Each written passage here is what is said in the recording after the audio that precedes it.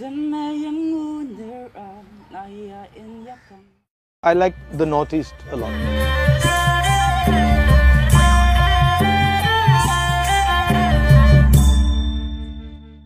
I think one of the central issues is that when I went to school, I never read Naga culture. I don't know what it is. You know, the only thing I read about Naga culture when I was in school? Headhunters. That's the only thing I read, right? But that's not true, because there's a Naga culture, there's a Naga history, there's a Naga tradition. But Nagas know it, nobody else in India knows it. That's a huge problem. So some of you planning to come to Delhi for the higher studies here? Or do you have some fear to coming Delhi or Mumbai or other big city of India?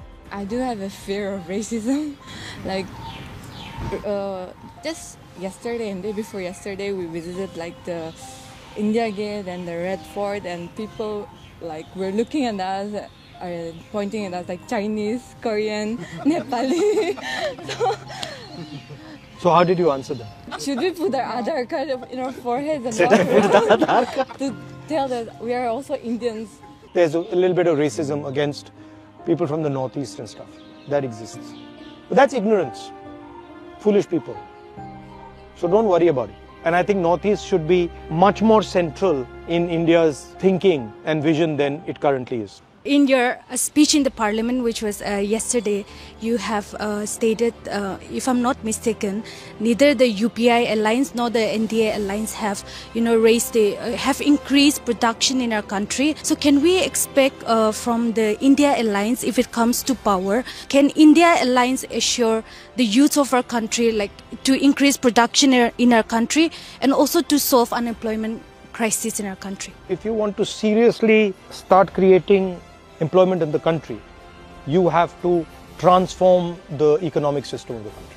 I'll give you an example. You must have read recently that Bangladesh is doing better than India in textiles. Yeah. Have you heard this? Yeah. What do you think is one of the biggest reasons why India is failing in textiles? Textiles is huge jobs, simple and large numbers of jobs. But India is losing space. Why do you think it's losing space? If you see this shirt, it's made of cotton and it has something else. Polyester? Polyester. So in India, Reliance ensures that there is a import duty on polyester, so that nobody other than Reliance can sell polyester in India. So Reliance is essentially strangling the textile market in India by saying, if you want to make clothes, the only polyester you can use is polyester that Reliance makes, right? And this has cost India, this simple one duty has cost India 1 crore jobs. The same thing Adani is doing in our airports. The same thing Adani is going to do with electric cars. So we have these large businesses, mainly Adani, Ambani, these 5-7 big businesses who are not interested in production. So if you want to have production in India, you got to carve a space out. And you got to say, actually, we are not going to allow Reliance to destroy the textile industry. We are not going to allow Adani to destroy the travel industry, right? So that's really the reason why we're not getting jobs. Big opportunity is coming, right? Because we are changing the way we move. You see that car there? Uska bonnet kholo zara. When you have an accident, this is what kills you, right? And the reason it kills you is that this thing, when it gets hit by something, has massive energy going backwards. So the entire car is designed to hold this engine in place and to stop the engine from flying into you and killing you. Yeah. I mean, why is this? They're teaching you all these fancy things. They're not teaching the most basic thing. There is an explosion taking place inside this engine every time you start it. Oh. Right? Yeah. So if you start it, start karo. This. Now this is sounding not very loud, but actually this is a 4-cylinder engine. There are 4 cylinders. There's explosions taking place in this. Bar like that. This needs to be 300 kilos to control the explosion. Okay? Now, how does this run? The fuel tank. Yeah. So here there is another thing in the back, which is also an explosive, right? Because if you don't protect, if you don't separate that from the guys in the car and you have an impact, then they're going to either die with this or they're going to die with that. So the entire car is designed to make sure that these two things don't kill the passengers. Now, what happens when you have an electric motor? This centralized power suddenly becomes decentralized, right? Now you have one motor here, one motor there, one motor there, and one motor there. When you have an accident, what happens? Nothing happens. Nothing happens. So what you've done is you've decentralized the engine. And because you've decentralized the engine, you've completely reshaped the car. Right? And you don't need metals. The amount of metal that will be used will drop completely. The structure will completely change. If you've noticed an electric car, there's no protection in the middle. The battery itself becomes the protection. What is actually happening is decentralization of power, right? That's exactly what a robot is. A robot is this divided into thousands.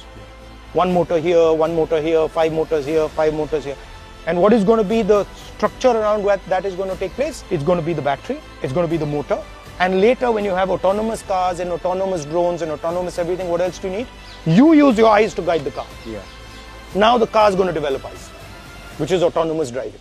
So what is happening is they're taking away control from you and giving control to this. So these are the technologies that now are going to become critical. That's what my speech was about. Yeah. So then the question is, okay, where does India fit into all this? That now we're going to move differently, right? So the politics is going to become that. And so when you're imagining politics, you're saying, okay, so what would it look like if power was suddenly decentralized? What would policy look like? What would violence look like?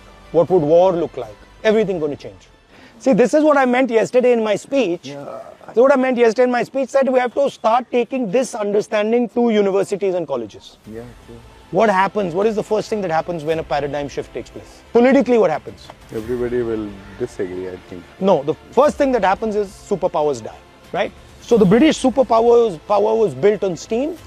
The moment we went to petrol, their entire architecture is built on steam and coal, and suddenly the new architecture is petrol, they die. Today, the United States, the West, and India's architecture is all built on petrol.